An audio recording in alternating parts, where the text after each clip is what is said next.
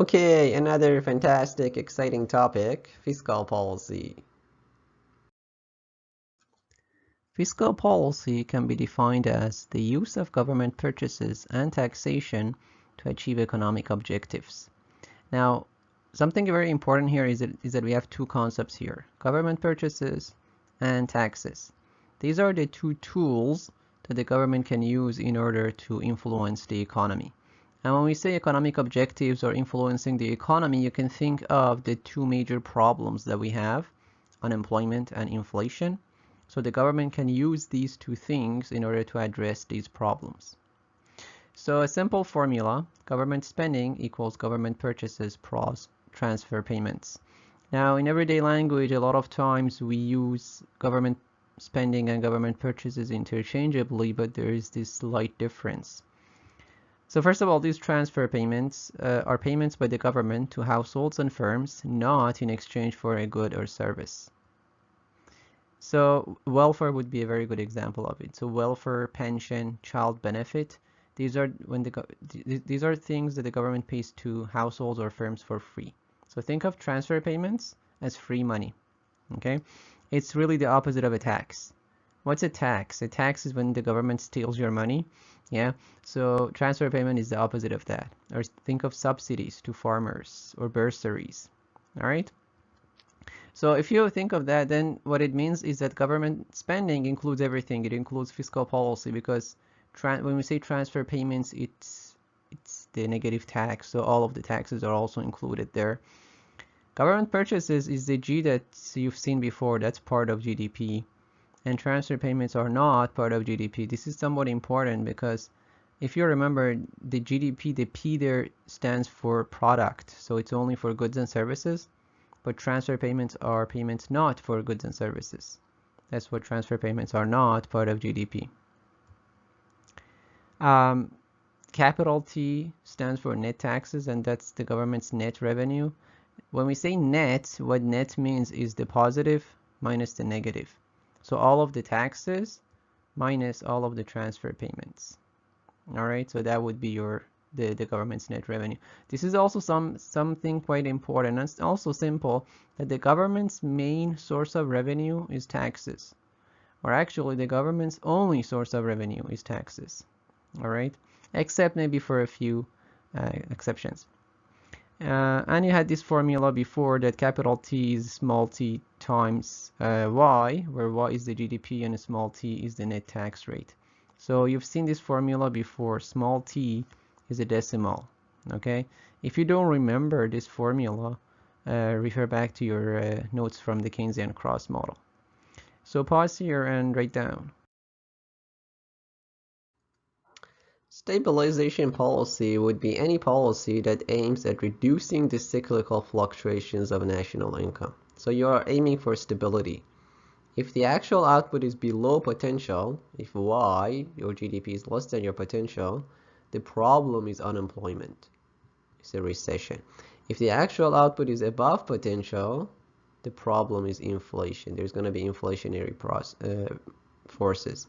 So the idea is that the government wants to prevent and reduce these fluctuations because they create uncertainty and make life difficult. If the G goes up, if government purchases go up, let's say the government does more projects, then the AE is going to shift up, the aggregate expenditure, and it's going to be a parallel shift. It's going to be the same slope but a higher intercept.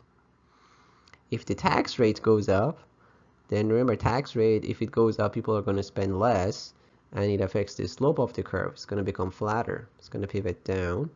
So there's going to be a non-parallel change of AE, smaller slope but the same intercept. So let's look at how this works with the graph. So we're going to have our good old Keynesian cross model with aggregate expenditure and the equilibrium condition AE equals Y. The point of intersection is going to be our equilibrium. So that's our initial GDP Y1. So that's where we start. Now suppose that the government follows the first fiscal policy, which is an increase of G. An increase of G is going to shift the AE up. So you get a new AE curve, AE2, and you have a new point of equilibrium with more GDP. So the GDP increases because of the government spending more. Now let's look at the second policy. When the tax rate increases, what happens is that you get a change of slope. The line rotates downward. You get a new AE3 with a new equilibrium, and the GDP is going to be lower at Y3 in this case. All right. Now notice that both of these policies affect the GDP, but in opposite ways. All right. So if the government wants to increase GDP, they would do the first one. If they want to reduce the GDP, they would follow the second one. If G goes up by $1, if the government spends $1 more, then GDP will increase by the multiplier. That's the simple multiplier that you had before, which is delta Y over delta A, the change in GDP compared to change in autonomous expenditure. And in this case, the change in A is the same as the change in government purchases. All right, so this slide includes actually two shifts of graphs. So when you do your notes, make two different graphs. In one of them, show the change in G. In the other one, show the change in T.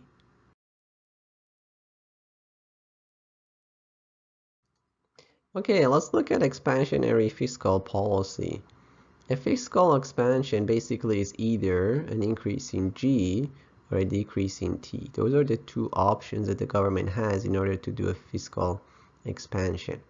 So let's look at each of them. If the government decides to follow expansionary fiscal policy through an increase in government purchases, well, you go to your AE formula and you will notice that if G is higher, aggregate expenditure is going to be higher.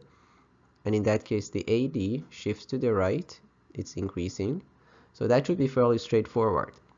The one that's a little bit more tricky is taxation. And if you remember, whenever you have taxes, you must immediately remember disposable income.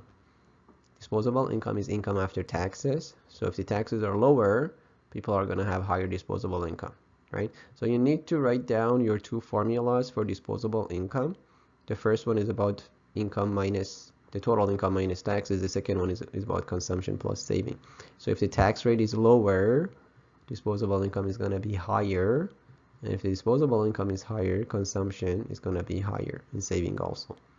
So in this case, consumption increases, aggregate expenditure is going to increase, and aggregate demand is going to increase. And in terms of the graph, you shift it to the right. So notice both G and T affect the aggregate demand. Both of them are demand side factors. All right, so that's worth remembering. It's worth remembering that whenever you deal with policy, in terms of the graph, you always have the aggregate demand being affected. Okay, whenever we also look at the monetary policy, that's also the same thing. It's always the demand side. All right. Now, if the aggregate demand shifts to the right, the GDP is going to increase and the price level is also going to increase. If you want to do a little sketch for yourself, shift the 80 to the right, and you're going to notice that the equilibrium GDP is going to be higher. And the result of more GDP is less unemployment. Okay, so that's the rule that's used. So the first policy, the expansionary fiscal policy, is used to combat unemployment. The opposite of that is contractionary fiscal policy, which is exactly the opposite of the first one. So you should be able to figure out what is fiscal contraction. There are two possibilities for it. And you should be able to write out the whole process through G and T. And the net result is going to be lower GDP and lower price, and especially lower price means to combat inflation, right? So pause here, take down your notes, and fill in the blanks basically for the contractionary fiscal policy, right? Inflation and unemployment are the two evils that can be combated through fiscal policy. So why should there be fiscal policy to begin with? If you remember, we have this natural or automatic adjustment process where the economy takes care of itself. If the economy takes care of itself, why should there be government intervention, right? So the idea is that whenever you have an inflationary gap, which means high GDP, what happens is that the wages will increase because there's too much production, there's too much demand for workers, aggregate supply goes down, you shift it to the left. In the opposite case, when you have a recessionary gap, which means a low GDP, the wages would drop, which enables the firms to hire more and produce more, so the AS will increase. Either way, we end up back at the equilibrium with full employment. That's really the natural adjustment process in the long run. So in the long run, we always go back to the potential, right? So this happens. So if it happens, then why do we need the government to come in and kind of take care of things? The reason is there is something called an asymmetry, where the wages tend to rise quickly but not fall quickly, right? So they rise very quickly but they fall slowly, and that what it means is that it may take a while before a negative output gap closes. All right, so you will have to have a lot of patience for that, and we usually don't, right? Negative output gap means a recession. It means unemployment, right? So in the case of inflationary gap, there is no problem. But in the case of a recessionary gap, there is a problem because the wages don't fall quickly. That's called downward wage stickiness. So the wages are sticky. Sticky means they're stuck. They don't fall quickly, but they rise quickly. So fiscal policy can expedite the process, kind of like grow, grow, grow, right? One thing that's important here is downward wage stickiness. That's the term. That's kind of like an economic terminology, so you might want to highlight that. Really, at the bottom of all this is an element of impatience, right? So if we are patient enough, things will take care of themselves. So one main, really, if you dig down into fiscal policy, there is an element of impatience. Anyways, write these down. Now, while there is an argument for fiscal policy, there are several arguments against it. Okay, so one of them is this idea of an observation lag, and that's before our data reveal a problem. So it takes time before we notice that there is a problem. And then there's a decision lag. That's between perceiving a problem and reaching a decision about it. Remember, this thing has to go through the legislation, the government, all of the wrangling, talking about it, back and forth, different parties. That takes a lot of time and also a lot of money, especially if you have lobbyists involved. So lobbyists are a group of people who try to persuade and influence legislation, right? These are a main source of inefficiency.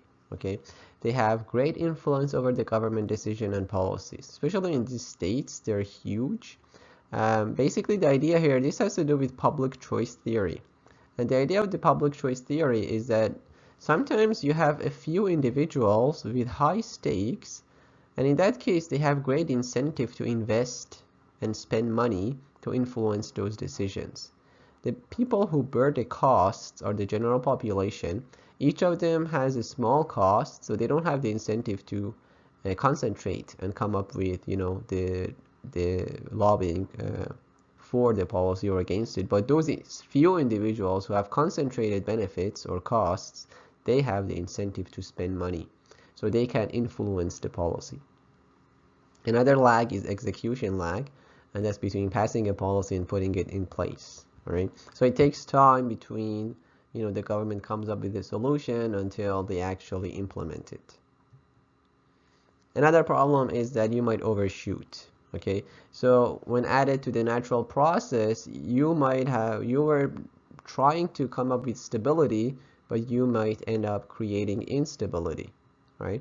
The problem is that it's hard to target exactly where it is. We don't know the exact level of potential output. That's a theoretical thing, right? So you could easily create another problem.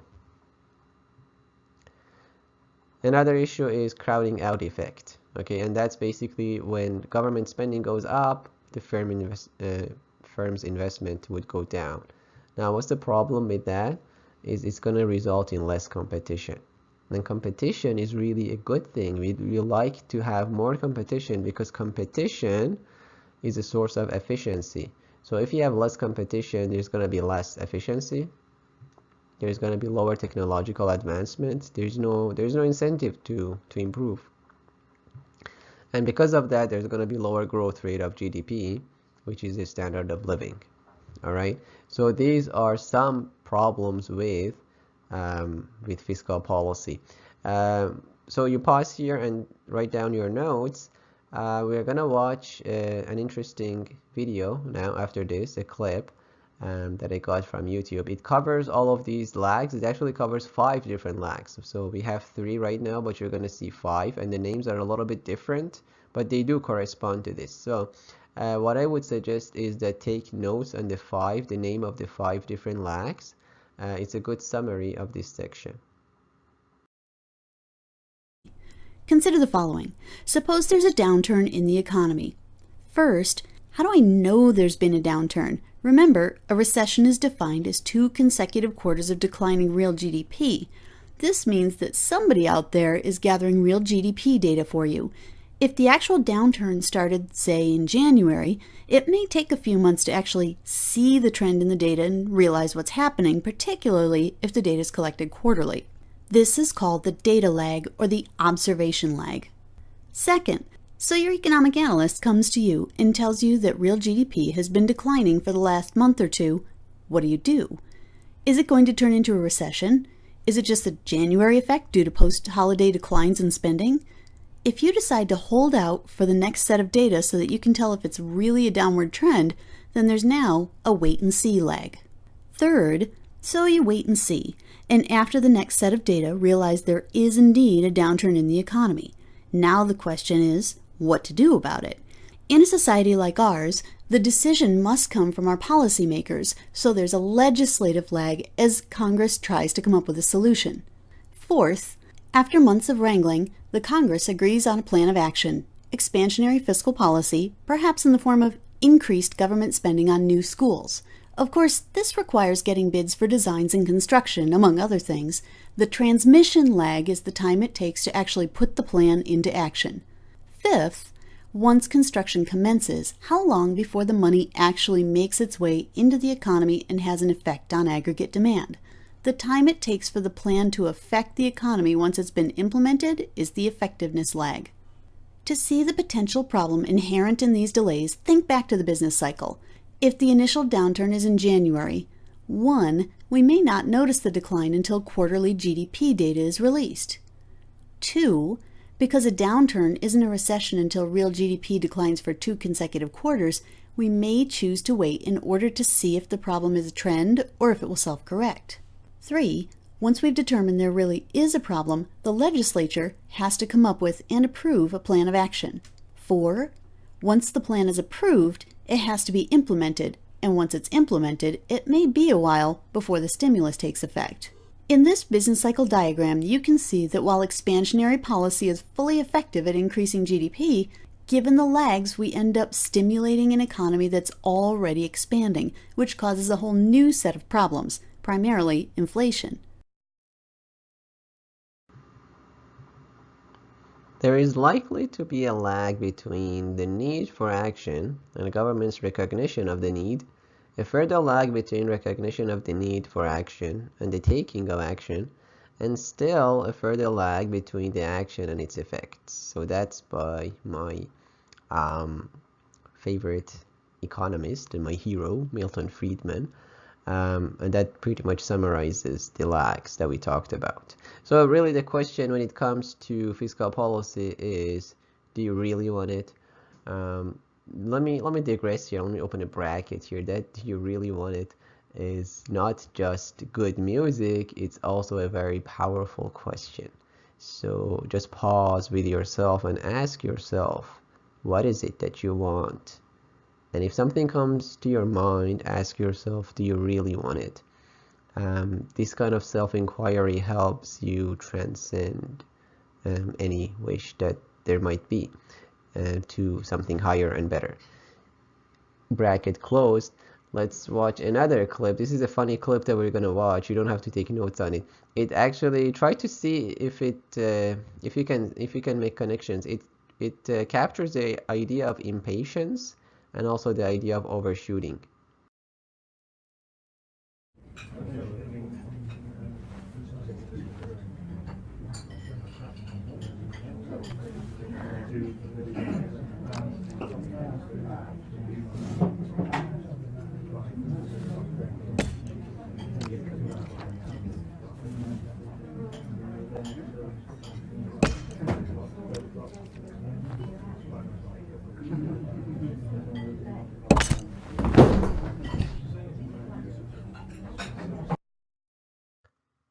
So we talked about when and why there should be fiscal policy and why there shouldn't be fiscal policy. And by the way, the problems that we looked at, those problems apply to any policy, whether fiscal, monetary, or other policies.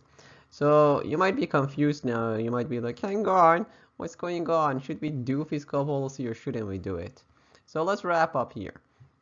Fiscal and monetary policies are desirable in cases of large and persistent output gaps. So when there's a mess, when there's a total mess that continues for a long time, then there is argument for fiscal and monetary policies. And that's called gross tuning. So gross overall big thing. So if you've played any string instruments like the guitar, you would know that there is this idea of tuning, right? So you have these things on the top, and that's the idea here. So you can think of each of those things as a policy instrument, like different kinds of taxes and different policies and different projects and so forth. As opposed to trying to offset all fluctuations to maintain output at its potential through frequent changes in policy. So you can think of overall as opposed to very specific and detailed changes. And that's called fine-tuning, right? And if you play instruments, if you play the guitar, you actually need to do fine-tuning, right? Your strings have to be very precisely adjusted, okay? That is not going to work in the economy, okay? It's practically impossible. It's inefficient. It's undesirable to fine-tune, okay? You're going to overshoot things. But gross tuning is fine, okay? Just have an overall adjustment. So I was fine-tuning the economy, and I turned out to be tone deaf. So sometimes the problem is that we are deaf as opposed to there being a problem in the economy.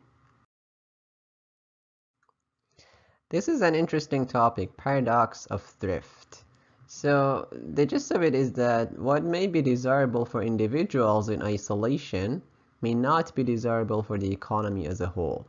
When we say individuals, we're talking about individual decision makers, which would be the private sector, and that's households and firms. Okay, so let's look at an example. During a recession, what happens? A recession is when GDP is low, which means there is low income. What do people do when they have low income? Households and firms cut on their spending. So consumption and investment go down. Okay, now what if the government also follows the same procedure? They say, oh, there's a recession, let's spend less. Is that a good idea?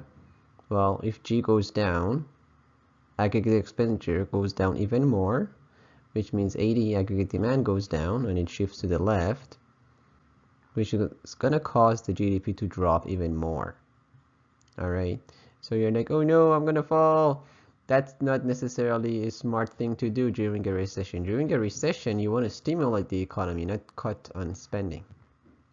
So austerity measures are not a smart policy decision during a recession. So austerity means frugality, it means thrift. All right. However, this problem is only a short-run matter. Okay, in long run, GDP is not determined by the level of expenditure, but by the level of saving and investment. Okay, so actually, if people save more, yeah, in the short run, it's gonna contract the economy, but in the long run, it's gonna provide more funds for investment, which is a good thing. Higher government debt could actually reduce long-run growth. Okay, so this is really a short-run thing, but still, it does matter. One thing to note, in the Great Depression in the 1930s, that was exactly the problem. The government and the central bank acted like individual banks, right? The individual banks were scared.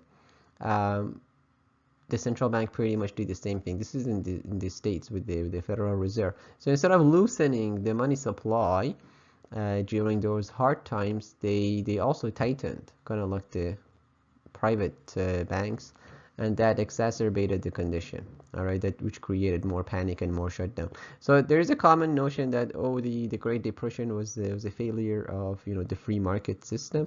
It wasn't really a failure of the free market system. It was mainly caused by the central bank, the Federal Reserve, acting in the same way. Anyways, pause here and write down your notes. At the core of fiscal policy is this idea of fighting unemployment. So the government likes to create jobs. So a few notes about unemployment. First of all, fluctuations in the unemployment rates are primarily a short-run phenomenon. In the long run, unemployment and labor force grow at almost the same pace. So as our labor force grows, employment grows with the same pace in the long run, which means that unemployment rate stays steady. Okay, and most unemployed people are recruited in about 6 months. Okay, which means and during 6 months you're covered by employment insurance. Okay, if there's temporary unemployment, that's not a big deal. Now, what is the cost of unemployment? The cost of unemployment, economically speaking, it means lower output in the short run. It means lower GDP. There is also social costs of unemployment, which is unrest, family dislocation, psychological problems, crime, and things like that. So write these down. If you remember, one main argument for fiscal policy was that wages are sticky. Wages don't fall quickly, and that's why we need the government to stimulate, to create jobs, right? So the question is, why is it that wages don't fall quickly, right? So this is about the practicality of the issue when you get realistic. One point to recall from before is that the wage is the price of labor, and unemployment means a surplus of labor. When there's a lot of workers, but there's not enough demand for them. So that's a surplus of labor. So wages don't adjust quickly in response to output gaps, thus unemployment lingers on. Why is that? One reason, which is a very important reason, is that employment by nature is a long-term relationship. Okay? Especially for skilled workers and professionals. All right? So if you have a skilled worker, they tend to have a long-term position. Employees prefer a more stable employment with lower pay over a more temporary position. Okay, so stability is an important thing, especially if you just think of households. If they have to pay for mortgages and appliances, major costs, they prefer to have a steady income. Even if it's lower, it's better than having, abrupt up and down in their employment position. So they prefer stability, and that's why there is this tendency to look for long-term relationships. Employers also prefer long-term arrangements because the on-job training and experience of the workers are valuable to them. So even if you are an employer, even if you find a cheaper worker, still you may not be willing to hire them because the old workers that you had already gained a lot of experience, and the new workers are missing that. Again, we are not talking about McDonald's jobs, fast food jobs. Those jobs, yeah, you can easily hire and fire. But we're talking about more professional jobs with skilled workers. There is a hassle for employers to find new employees, and there is a hassle for employees to go and seek a new job. So there's always a transaction cost, so to speak, for both sides. Both sides are reluctant to change too much. It is said that the climate is more important than the weather. Now, what is the climate? The climate really means the long term, and the weather means the short term. Okay, so what really determines wages is the climate, not so much the weather. So pause here and write these down. Another reason for why wages tend to be sticky is union bargaining. So unions, also called trade unions, they bargain with the employers to keep the wages high. So labor unions represent the interests of insiders, their own members, not outsiders.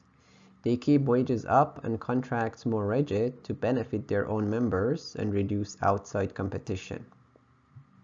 One example of that is the minimum wage. Now, you might think like minimum wage is in the interest of the teenagers or low-income workers. That's not really true. There are some of them who, yeah, benefit from that. But minimum wage actually reduces their opportunity of finding a job. It creates a lot of unemployment among the low-income people, among the minorities.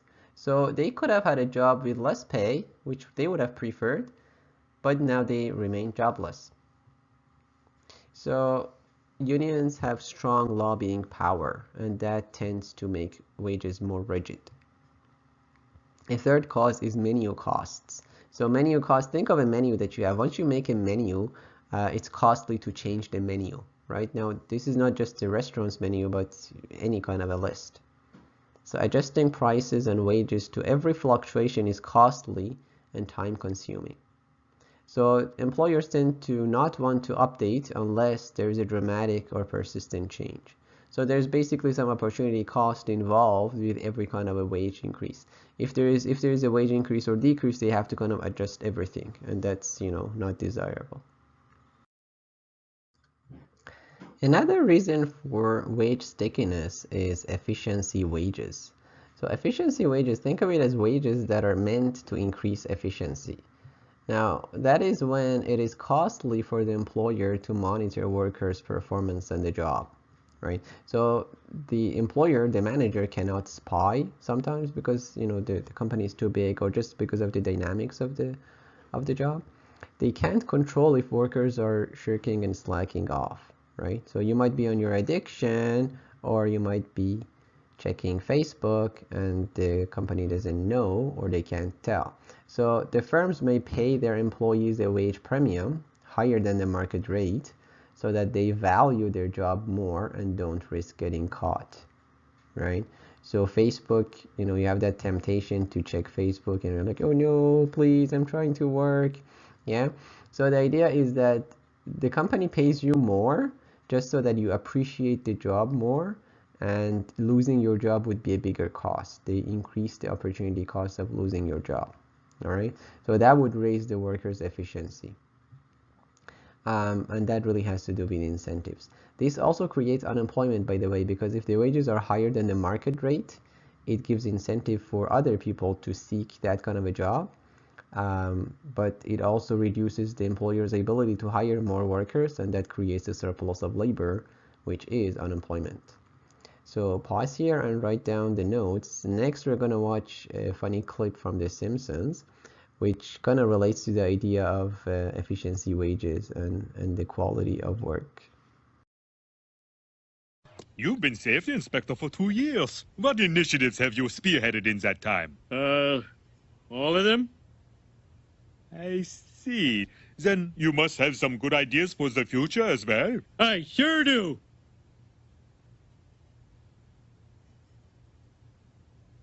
Such as? Well, I wish the candy machine wasn't so picky about taking beat-up dollar bills. Because a lot of workers really like candy. We understand, Homer. After all, we are from the land of chocolate. The land of chocolate.